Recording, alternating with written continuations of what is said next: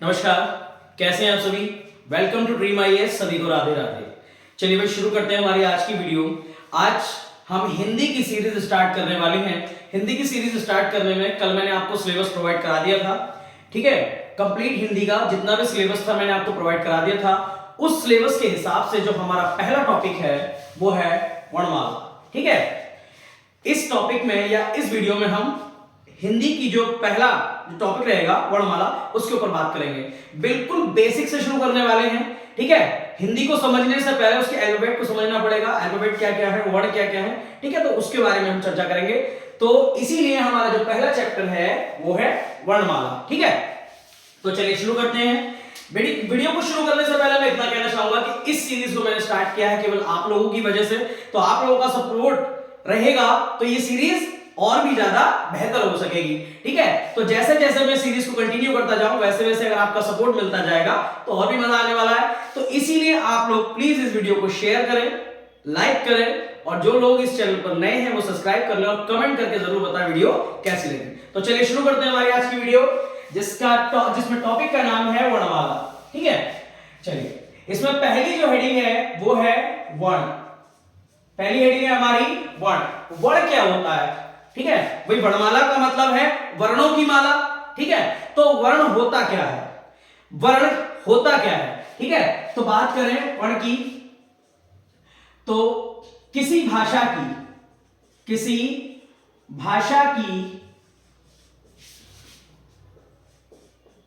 लिखित या मौखिक,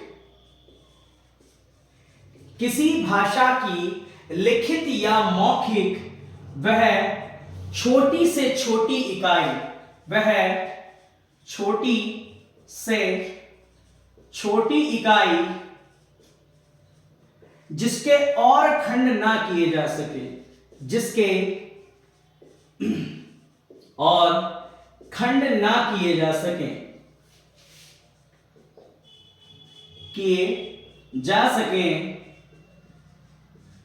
वर्ण कहलाती है, वर्ण कहलाती है, ठीक है।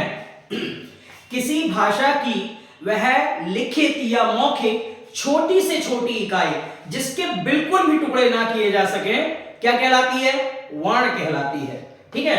जैसे मैं अपने नाम बताता हूं, मनोज। क्या ये वर्ण है, क्या ये वर्ण है? बिल्कुल नहीं। ये क्या है, एक शब्द है, ठीक है, एक शब्द है। इसमें से हम इस चीज को काट देते हैं, क्या बचा, म बचा, ठीक है। क्या ये वर्ण है, जल्दी से बताएं, क्या ये वर्ण है? बिल्कुल नहीं, क्योंकि म जो है वो मैं प्लस ए से मिलकर बना होता है। ध्यान रखना, जो व्यंजन होते हैं वो स्वरों से मिलकर बने होते हैं। स्वर क्या होते हैं, व्यंजन क्या होते हैं, आगे बात करेंगे, ठीक है। तो जो म है वो मैं प्लस ए से मिलकर बना है, तो इसके भी टुकड़े हो सकते हैं। म के टुकड़े कर दिए हमने, मैं प्लस ए। अब इसके और टुकड़े नहीं किए जा सकते। हमारी परिभाषा क्या कहती है, किसी भाषा की लिखित या मौखिक वह छोटी से छोटी इकाई जिसके और खंड ना किए जा सके वर्ण कहलाती है। हमने एक शब्द देखा था मनोज, क्या इसके खंड नहीं किए जा सकते? बिल्कुल किए जा सकते हैं। म प्लस ना प्लस ओ की मात्रा प्लस ज, ठीक है। इसको भी और तोड़ा जा सकता है। हम केवल एक शब्द को तोड़ लेते हैं, एक शब्द को तोड़ लेते हैं। म को तोड़ा जाएगा म प्लस अ में, म प्लस अ में। अब इसके और खंड नहीं किए जा सकते, अब इसके और खंड नहीं किए जा सकते। तो ये जो शब्द हो गया म, ये क्या है, ये वर्ण है। ये क्या है, ये वर्ण है, ठीक है, ध्यान रखें। तो वर्ण क्या होता है, किसी भाषा की लिखित या मौखिक वह छोटी से छोटी इकाई जिसके और खंड ना किए जा सके वर्ण कहलाती है। क्लियर हो गया होगा बात आपको? चलिए ठीक है, आगे बात करते हैं। अब बात करते हैं वर्णमाला की। क्या है, वर्णमाला। भाई वर्णमाला किसे कहते हैं, वर्णमाला किसे कहते हैं? तो किसी भाषा के व्यवस्थित वर्णों के समूह को वर्णमाला कहा जाता है। केवल हिंदी भाषा के ही नहीं, किसी भाषा के व्यवस्थित मतलब क्रम में लगे हुए, किसी भाषा के व्यवस्थित वर्णों के समूह को ही वर्णों के समूह को ही वर्णमाला कहा जाता है। वर्णमाला कहा जाता है, कहा जाता है। ठीक है, किसी भाषा के व्यवस्थित वर्णों के समूह को, वर्ण हमने देख लिया वर्ण क्या होता है। अब बात करते हैं कि वर्णमाला क्या होती है। वर्णमाला नाम से ही पता चल रहा वर्णों की माला। ठीक है, तो किसी भाषा के व्यवस्थित वर्णों के समूह को क्या कहते हैं, वर्णमाला कहते हैं भाई। ठीक है, चलिए देखिए, व्यवस्थित का मतलब बिल्कुल क्रम में लगे हुए होने चाहिए। आपने क्या क्या पढ़े होंगे। ठीक है, अगर मैं इसको इस तरीके से लिखूं, इस तरीके से अगर मैं लिखता हूं इसको, तो क्या ये वर्णमाला है? बिल्कुल नहीं, क्योंकि वर्णमाला की परिभाषा कहती है व्यवस्थित वर्णों का समूह होना चाहिए, बिल्कुल व्यवस्थित होने चाहिए। ठीक है, तो व्यवस्थित समूह कौन सा है? व्यवस्थित समूह है ये कै खे गए है। तो व्यवस्थित समूह को ही क्या कहेंगे? वर्णमाला कहेंगे। ठीक है भाई, चलिए वर्णमाला किसे कहते हैं? किसी भाषा के व्यवस्थित वर्णों के समूह को ही वर्णमाला कहा जाता है। जैसे अ से लेकर ज्ञ तक, अ से लेकर ज्ञ तक। ठीक है, हिंदी भाषा में अ से लेकर ज्ञ तक का जो समूह है हमारा, वही वर्णमाला कहलाएगा। ठीक है भाई, अब बात करते हैं भाई वर्णमाला के भाग। वर्णमाला के कितने भाग हैं? वर्णमाला के कितने भाग हैं? ठीक है, वर्णमाला के भाग देख लेते हैं। वर्णमाला को कितने भागों में बांटा जा सकता है भाई? तो वर्णमाला को 3 भागों में या 3 टुकड़ों में तोड़ा जाता है। ठीक है, देखिए हमने पढ़ लिया वर्ण क्या है, हमने पढ़ लिया वर्णमाला क्या है, वर्णों की माला ही वर्णमाला कहलाती है।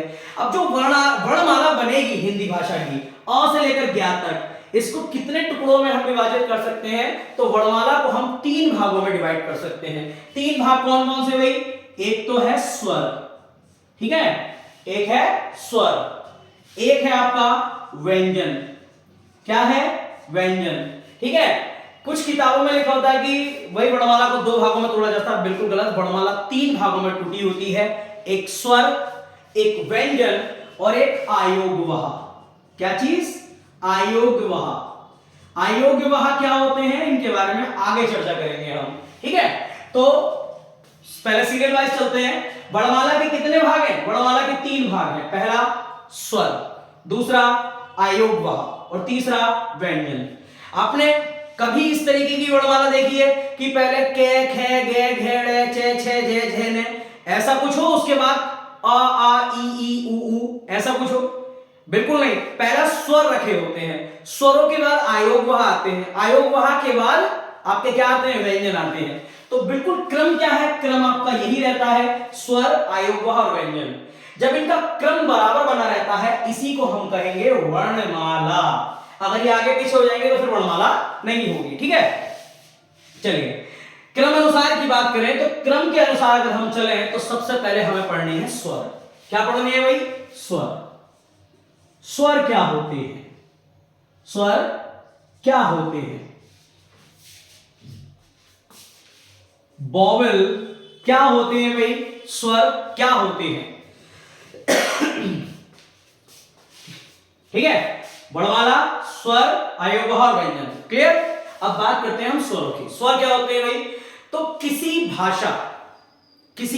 भाषा के उच्चारण में, यानी कि किन्हीं वर्णों का उच्चारण करते समय जब हमारी श्वास वायु बिना किसी रुकावट के बाहर निकले, बिना किसी रुकावट के बाहर निकले, उसे हम क्या कहेंगे? उन्हें हम कहेंगे स्वर। ठीक है, तो परिभाषा लिख लेंगे। जिन वर्णों का उच्चारण करते समय, जिन वर्णों का उच्चारण करते समय हमारी श्वास वायु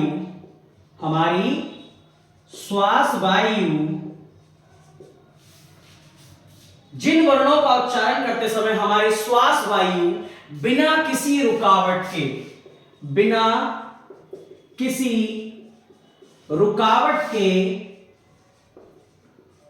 के सीधे बाहर निकले,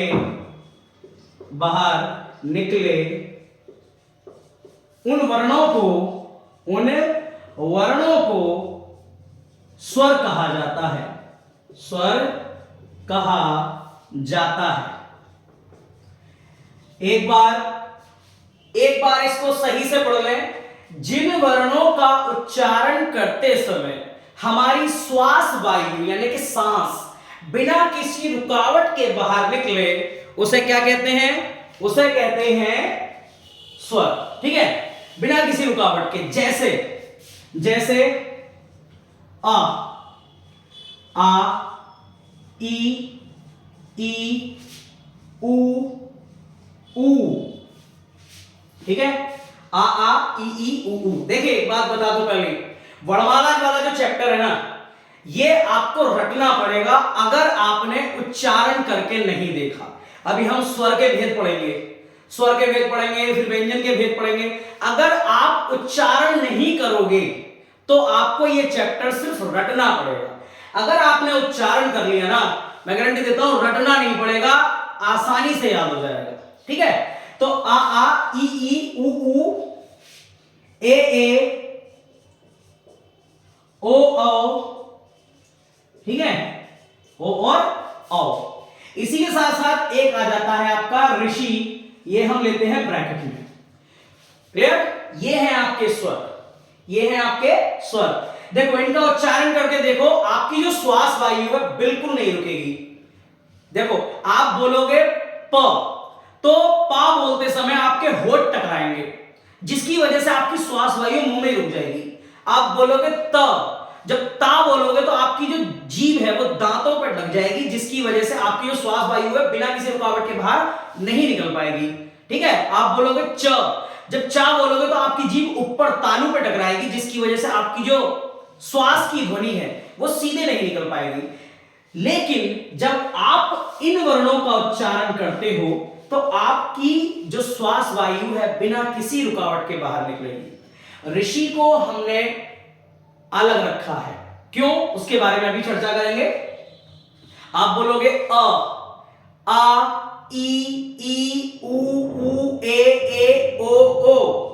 ठीक है, आपकी जो श्वास वायु है बिना किसी रुकावट के बाहर निकलेगी।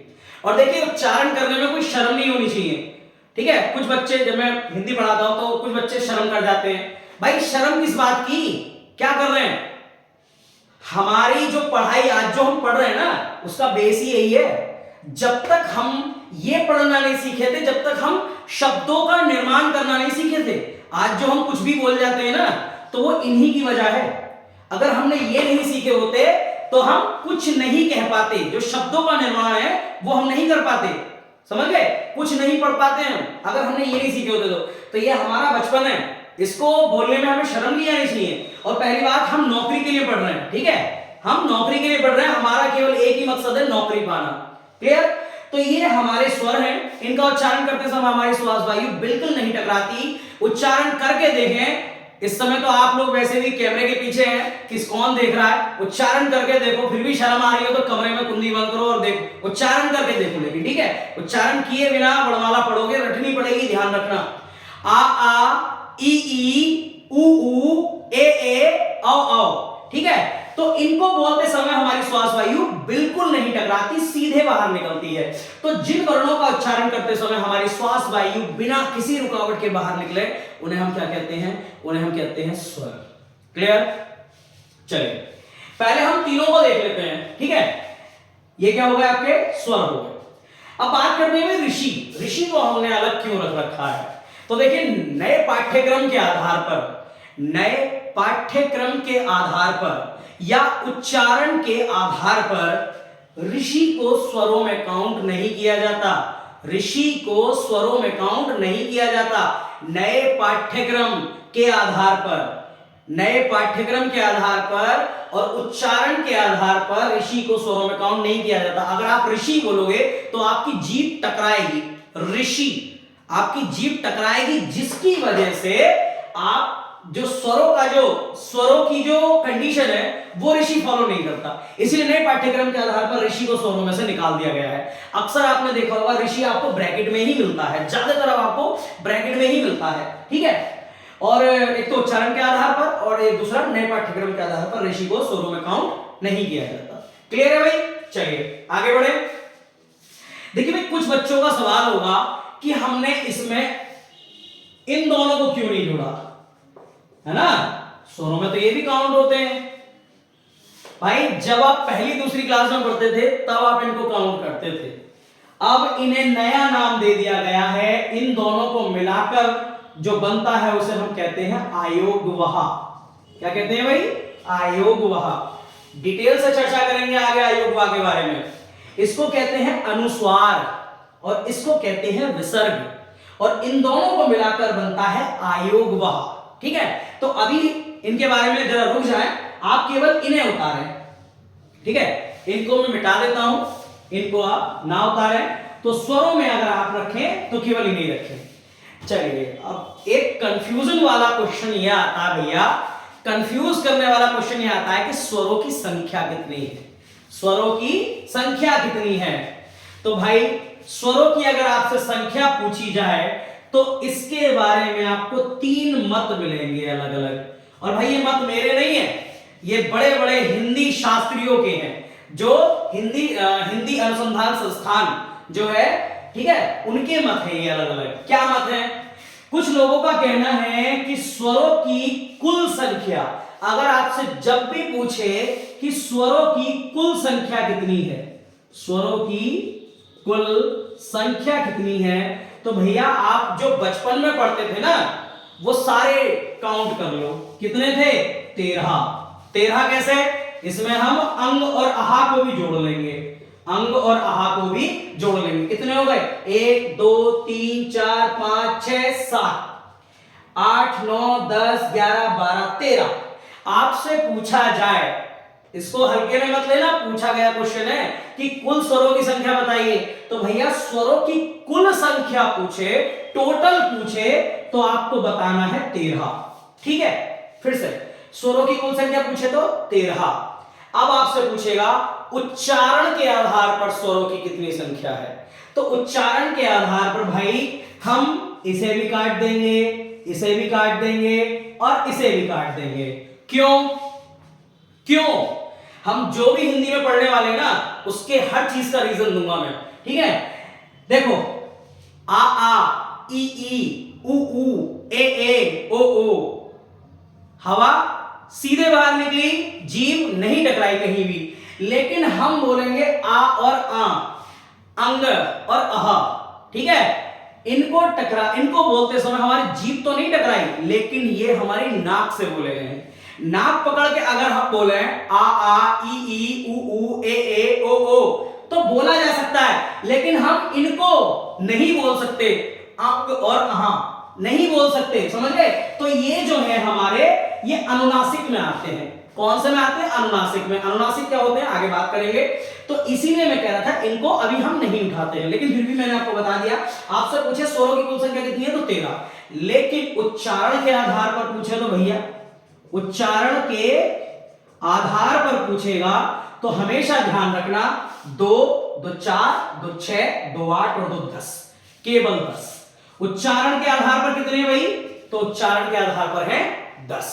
ठीक है, ये ध्यान रखना, उच्चारण के आधार पर 10। और पूछे लेखन के आधार पर कितने हैं? किसके आधार पर? लेखन के आधार पर कितने हैं? लेखन के आधार पर, लेखन के आधार पर पूछेगा तो हम इसमें ऋषि भी काउंट कर देंगे, ऋषि भी काउंट कर देंगे।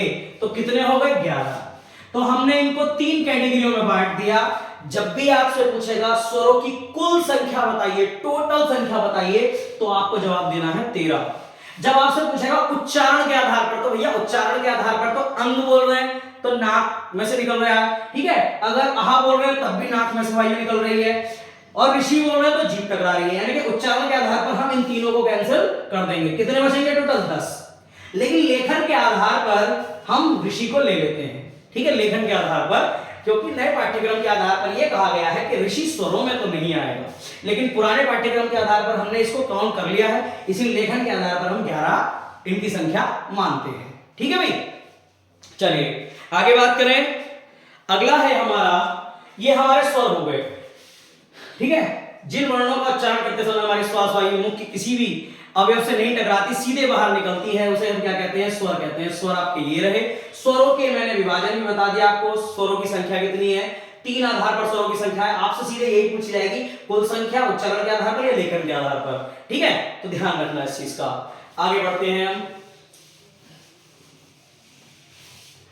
अब देखते हैं स्वरों के भेद, स्वरों के प्रकार। कितने प्रकार के स्वर होते हैं भाई? अभी तो हमने केवल स्वर देखे हैं, अब हमें देखना है स्वरों के प्रकार कितने होते हैं। ठीक है, इसको मैं रफ कर रहा हूं पूरे को, बाकी आप वीडियो को पॉज करके या पीछे रिवाइंड वगैरह करके रिवर्स करके भी आप वीडियो को इनके स्क्रीनशॉट ले सकते हैं। चलिए, हाँ भाई, क्या देखना है हमें? स्वरों के भेद, स्वर के भेद, ठीक है। जो हम स्वर के भेद देखने वाले हैं वो चार भेद देखने वाले हैं। कितने भेद? चार भेद। कौन कौन से? पहले देखेंगे वो कौन से स्वर हैं जो मुख की आकृति को चेंज कर देते हैं। तो मुख आकृति के आधार पर स्वरों के प्रकार, मुख आकृति के आधार पर स्वरों के प्रकार। ठीक है भाई, मुख आकृति के आधार पर स्वरों के प्रकार। दूसरा कौन सा है?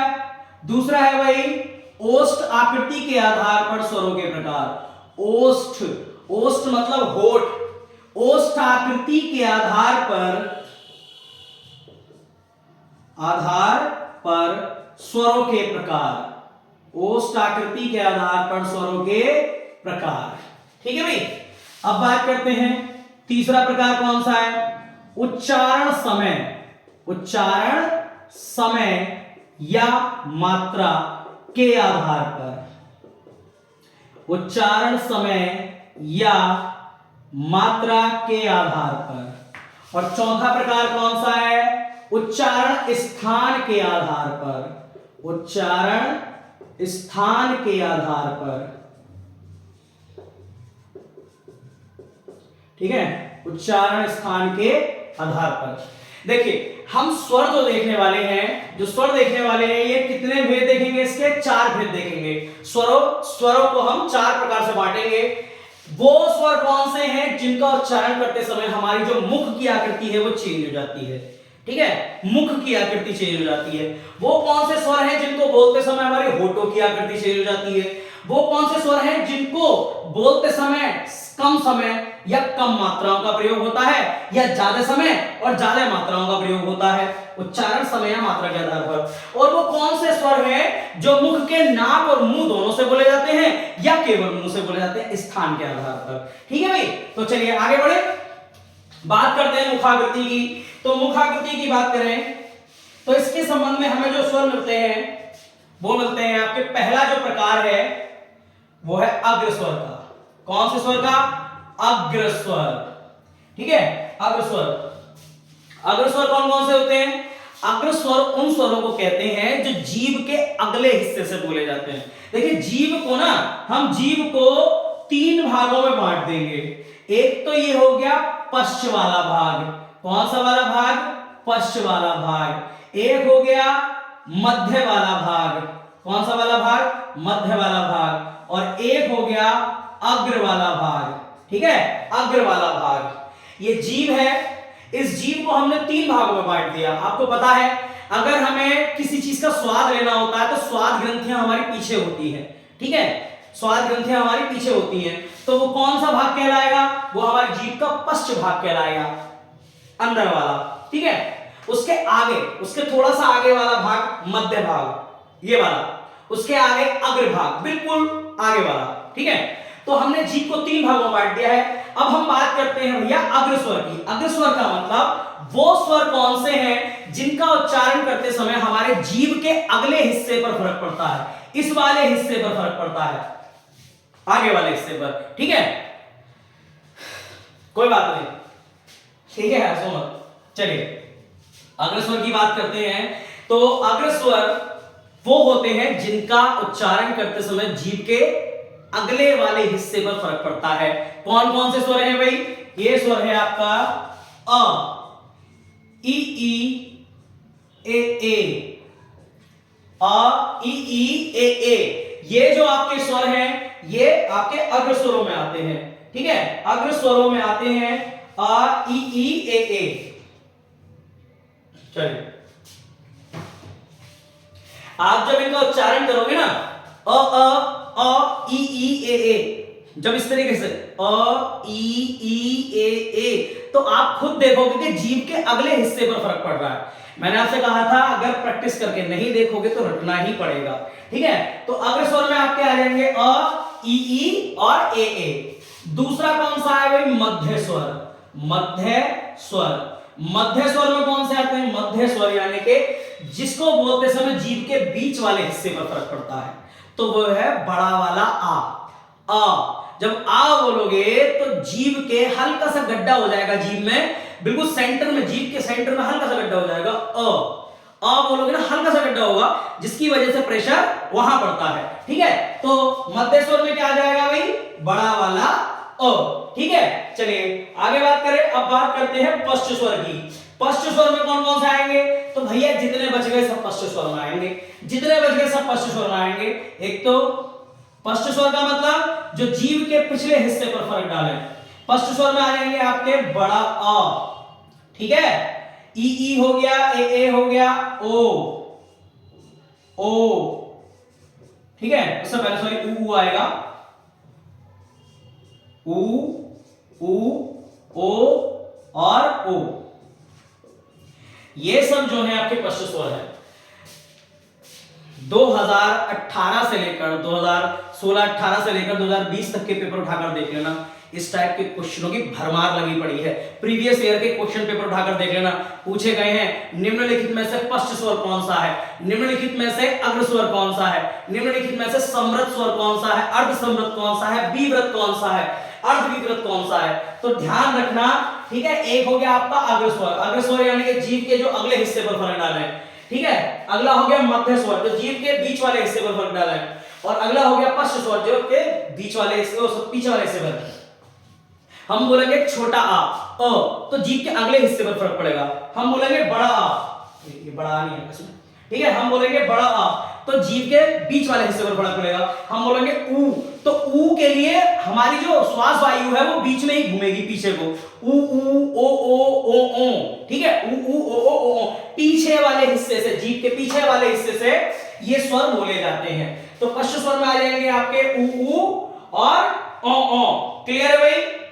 चलिए आगे बढ़े।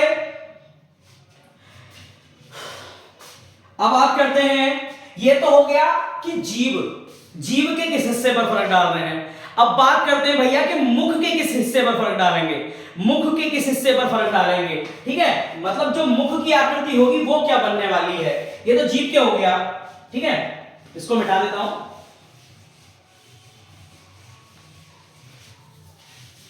चलिए देखिए, एक होते हैं आपके समृत स्वर। कौन से स्वर? समृत स्वर। समृत का मतलब क्या होता है? समृत का मतलब होता है कम खुला हुआ। कैसा? कम खुला हुआ, यानी कि जिन स्वरों का उच्चारण करते समय हमारा जो मुंह है वो सबसे कम खुलता है, समृत स्वर। मैं यहां लिख देता हूं कम खुला हुआ, कम खुला हुआ, ठीक है। जिन स्वरों का उच्चारण करते समय हमारा जो मुंह है वो सबसे कम खुलता है, उन स्वरों को कहते हैं समृत स्वर। आप बोलो, आप क्या बोलो? आप ये बोलकर देखो, आपको जो मुंह है वो बहुत कम खुलेगा, ई ऊ, ठीक है। तो इनको बोलते समय हमारा मुंह कम खुलता है, तो इन्हें हम क्या कहते हैं? इन्हें हम कहते हैं भैया समृत स्वर। छोटी ई, बड़ी ई और बड़ा ऊ, ई ऊ। इनको उच्चारण करके देखो, पता चल जाएगा आपको जो मुंह है आपका वो बहुत कम खुलेगा, ठीक है। चलिए आगे बात करें। इस चीज की मैं आगे लिख देता हूं यहां पर, ये इसका भाग नहीं है, ध्यान रखना, इसका नहीं होगा। आगे बात करते हैं, अगला है अर्ध समृत स्वर। अर्ध समृत स्वर, अर्ध समृत स्वर। अर्ध समृत का मतलब क्या है? देखिए, समृत का मतलब है सबसे कम खुला हुआ मुंह, अर्ध समृत का मतलब है कम से थोड़ा ज्यादा, कम से थोड़ा ज्यादा, कम से थोड़ा अधिक, थोड़ा अधिक खुला हुआ, खुला हुआ। कम से थोड़ा अधिक खुला हुआ अर्धसंवृत स्वर कहलाएगा। अर्धसंवृत में आपके कौन कौन से आ जाएंगे? देखिए अर्धसंवृत में आ जाएगा आपका छोटा ए और छोटा ओ। आप इनका उच्चारण करके देखो, ए ओ। जब आप ई बोलोगे तो मुंह इतना तक खुलेगा, जब ए बोलोगे तो थोड़ा ज्यादा खुलेगा। ई वहीं आप बोलो ए हल्का सा ज्यादा होगा। आप प्रैक्टिस करके देखोगे, आपको खुद महसूस होगा इस चीज का। तो अर्धसंवृत स्वर भैया किन्हें कहते हैं? जो संवृत से थोड़ा ज्यादा मुंह खुलवाते हैं।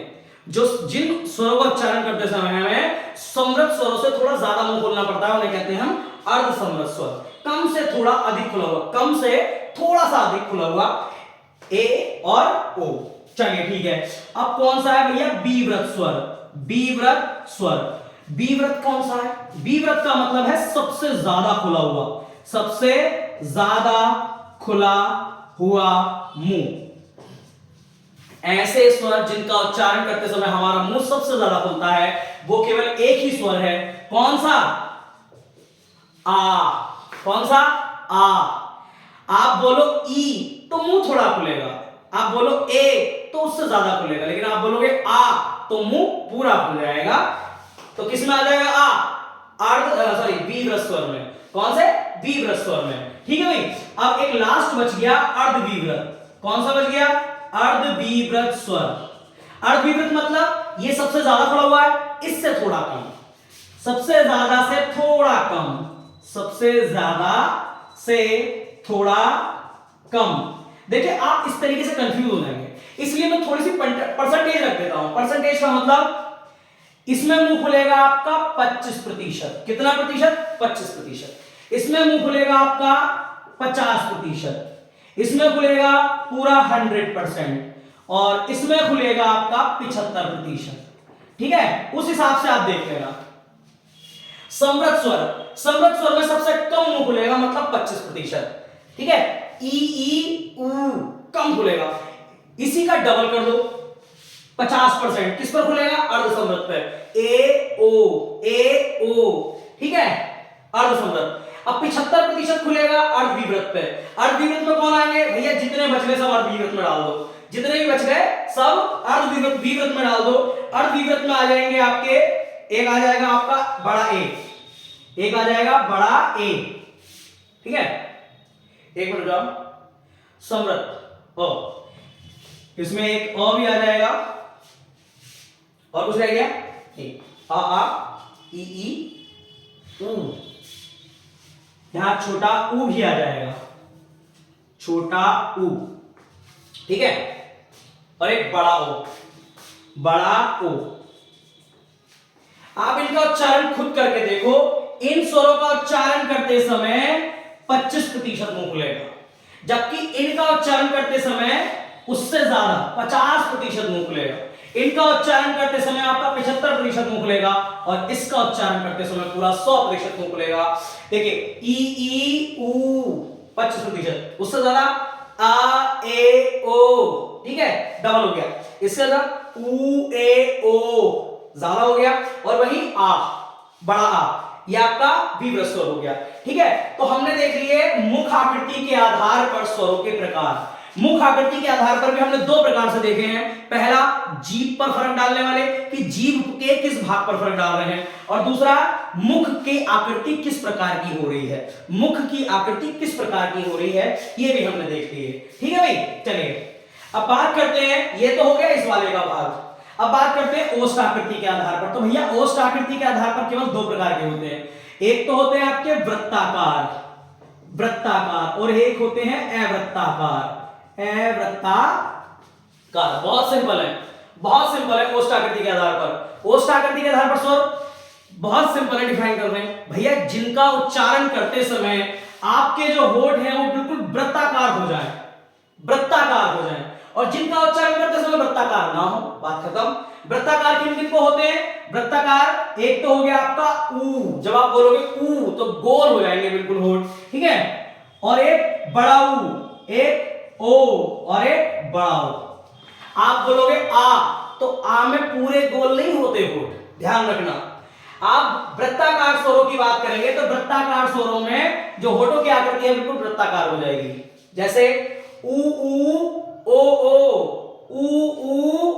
ओ, ठीक है। और बाकी जितने बच गए सब अवृत्तकार में आ जाएंगे। जितने बच गए मतलब अ आ ई ए, ठीक है, ये सब आ गए आपके अवृत्तकार में। इनका उच्चारण करके देखो, होठ जो है गोल नहीं होंगे, अ आ ई ए, ठीक है। इनका उच्चारण करके देखो, होठ गोल नहीं होंगे, जबकि इनका उच्चारण करते समय होठों की आकृति बिल्कुल गोल हो जाती है। इसे कहेंगे ओष्ठ आकृति के आधार पर स्वरों के प्रकार। ओष्ठ आकृति के आधार पर आपसे पूछा जाएगा, निम्नलिखित में से बताइए कौन सा स्वर वृत्ताकार है। तो आप अगर उच्चारण करना जानते हैं तो भैया उच्चारण करके देख लो, ऊ वृत्ताकार, ऊ वृत्ताकार, ओ वृत्ताकार, औ वृत्ताकार, जितने बच गए बाकी सब अवृत्ताकार, ठीक है। चलिए, ये तो हो गया हमारे अगला प्रकार, ठीक है। अब बात करते हैं उच्चारण समय या मात्रा के आधार पर। उच्चारण समय या मात्रा के आधार पर जो वर्णों का, जो स्वरों का प्रकार है वो 3 प्रकार है, ठीक है। कौन कौन से भैया? एक तो है आपके ह्रस्व स्वर। ह्रस्व स्वर, ह्रस्व स्वर को हम एक मात्रा वाले स्वर भी कहते हैं, एक मात्रा वाले स्वर, ठीक है। दूसरे हैं दीर्घ स्वर। दीर्घ स्वर, इन्हें हम 2 मात्रा वाले स्वर भी कहते हैं, 2 मात्रा वाले स्वर। और तीसरे हैं प्लुप्त स्वर। प्लुप्त स्वर, इन्हें हम 2 से अधिक मात्राओं वाले, 2 से प्लस मात्रा, 2 से प्लस मात्राओं वाले स्वर कहते हैं, ठीक है। 2 से प्लस वाली मात्राओं वाले स्वर कहते हैं। तो देखो एक बार मैं इसको अलग कर देता हूं, इसको भी रख कर दो, समझ तो लिया। उच्चारण समय या मात्रा के आधार पर देखो भाई, पहले तो एक बात समझो, ये क्या है? अ, और ये क्या है? आ। इसमें कितने आ है? इसमें एक आ है। इसमें कितने आ है? इसमें अ प्लस आ। सीधी सी बात है भाई, अ प्लस आ ही है ना, तभी तो बड़ा आ बना। तो इसको कम समय में बोला जाएगा या इसको कम समय में बोला जाएगा? भैया इसमें मात्राएं लगी है 1, और इसमें कितनी मात्राएं लगी हैं? इसमें 2 मात्राएं लगी हैं। तो इसे कम समय में बोला जाएगा, इसे अधिक समय में बोला जाएगा। तो जिन वर्णों का उच्चारण करते समय हमारा जो उच्चारण समय है वो कम होता है, या जिनमें मात्राएं कम होती हैं, उन्हें हम कहते हैं ह्रस्व स्वर। क्या कहते हैं? ह्रस्व स्वर। ह्रस्व स्वर का मतलब जिनका उच्चारण करते समय जो समय है वो बहुत कम लगता है, या एक मात्रा का समय लगता है। क्या? एक मात्रा का समय, एक मात्रा, ठीक। ये कौन से आएंगे? दीर्घ स्वर। दीर्घ स्वर जिनका उच्चारण करते समय हमें 2 मात्राओं का समय लगता है, या ह्रस्व स्वर से थोड़ा ज्यादा समय लगता है। देखो इसको बोलोगे अ और इसको बोलोगे आ, तो थोड़ा फर्क है। इसमें एक मात्रा है, इसमें 2 मात्रा है। अब इसको अ मत बोलना वरना गलत है भैया। इसको अ बोलेंगे, इसको आ बोलेंगे, क्योंकि इसमें 2 आ है, समझ गए? तो ऐसे स्वर जिनको बोलने के लिए 2 मात्राओं का समय लगता है, या ह्रस्व स्वर से थोड़ा ज्यादा लगता है, उसे हम क्या कहेंगे? दीर्घ स्वर। तो इसमें 2 मात्राओं का समय लगेगा, 2 मात्राओं का समय। एक होते हैं आपके प्लुप्त स्वर। प्लुप्त स्वर ऐसे स्वर जिनको 2 से अधिक मात्राओं का समय लगता है बोलने में। 2 से अधिक कितनी भी हो सकती है, 3 मात्राओं का, 4 मात्राओं का, 5 मात्राओं का, 6, 10, ठीक है, कितनी भी मात्राएं हो सकती हैं वो। तो ऐसे स्वर जिनको बोलते समय 2 से प्लस मात्राओं का समय लगता है, 2 से प्लस मात्राएं। तो चलिए बात करते हैं ह्रस्व स्वर की। ह्रस्व स्वर कौन से हैं भैया? ह्रस्व स्वर होते हैं आपके मूल स्वर। अब बात आ रही है मूल स्वर क्या चीज होती है, ठीक है। तो एक नई चीज आ गई है, मूल स्वर। मूल स्वर का मतलब, देखिए मूल का मतलब होता है जड़। मूल का मतलब होता है जड़, जहां से स्वरों की उत्पत्ति हुई हो। तो इसको नोट करके लिख लेना अलग से। मूल स्वर हमारे कितने हैं? मूल स्वर हमारे 3 हैं, अ, ई, उ, और ब्रैकेट में लिख लेना ऋषि भी। जितने भी स्वर बनते हैं सब इन्हीं से बनते हैं। कैसे? देखो भाई, छोटा आ है, इसमें एक और आ मिला देंगे तो क्या आ जाएगा? बड़ा आ। छोटी ई है, इसमें एक ई मिला देंगे तो क्या बन जाएगी? बड़ी। ये छोटा ऊ है, इसमें एक और ऊ मिला देंगे तो क्या बन जाएगा? बड़ा ऊ। ठीक है, अब ये क्या है? आ, और ये क्या है? ई। आ और ई को मिला देंगे तो क्या बन जाएगा? ऐ। ये क्या है? आ, ये क्या है? ऊ। आ और ऊ को मिला देंगे तो क्या बन जाएगा? ओ। ठीक है, अब आ और ए को मिला देंगे तो बड़ा ए बन जाएगा, आ और ओ को मिला देंगे तो बड़ा ओ बन जाएगा। इसके बारे में भी आगे चर्चा करेंगे। बस आप इतना ध्यान रखें, मूल स्वर कितने होते हैं भैया? मूल स्वर हमारे 3 ही होते हैं। मूल का मतलब जिनसे और स्वरों की उत्पत्ति हो सकती है, जिनसे और स्वर बनाए जा सकते हैं। ठीक है, तो मूल स्वर कितने हैं? 3। तो ह्रस्व स्वर में कितने आ जाएंगे? ह्रस्व स्वर में क्या आ जाएंगे आपके? 3। अ, ई, उ, छोटे वाले, बड़े नहीं, छोटे वाले। ब्रैकेट में आप ऋषि भी लिख सकते हो, लिखना ब्रैकेट में। ठीक है, तो ह्रस्व स्वर उन स्वरों को कहते हैं जिनको बोलने में एक मात्रा का समय लगता है या सबसे कम समय लगता है। तो अ, ई, उ। ठीक है, अ, ई, उ। चलिए, अब दीर्घ स्वर। दीर्घ स्वर का मतलब जिनको बोलते समय 2 मात्राओं का समय लगता है या ह्रस्व स्वर से थोड़ा ज्यादा समय लगता है। इसमें आ जाएंगे आपके बड़ा आ, बड़ी ई और बड़ा ऊ, साथ में ए और ओ।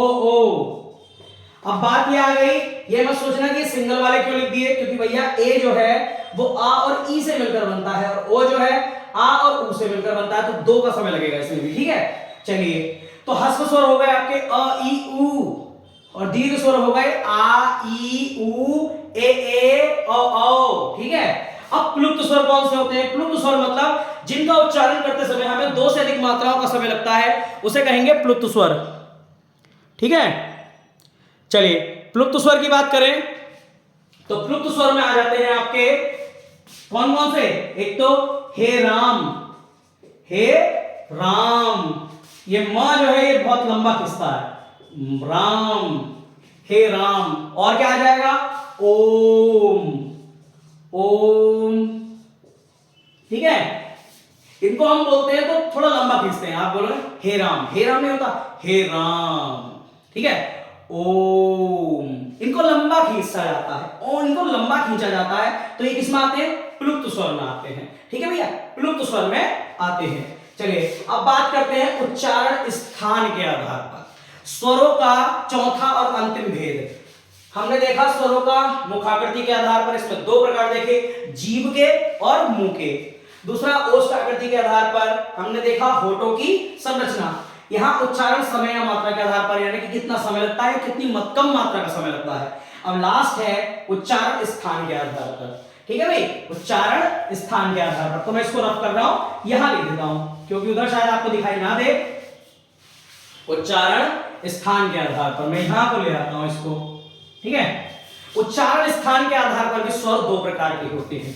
उच्चारण स्थान के आधार पर भी स्वर 2 प्रकार के होते हैं भैया। एक तो होते हैं अनुनासिक, अनुनासिक, और एक होते हैं निरानुनासिक, निरानुनासिक।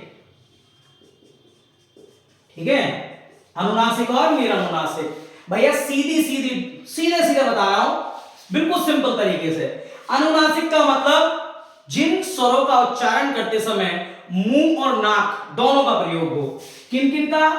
माउथ प्लस नोज, दोनों का प्रयोग हो, वो कौन से कहलाते हैं? अनुनासिक। जैसे कि अंग और आहा।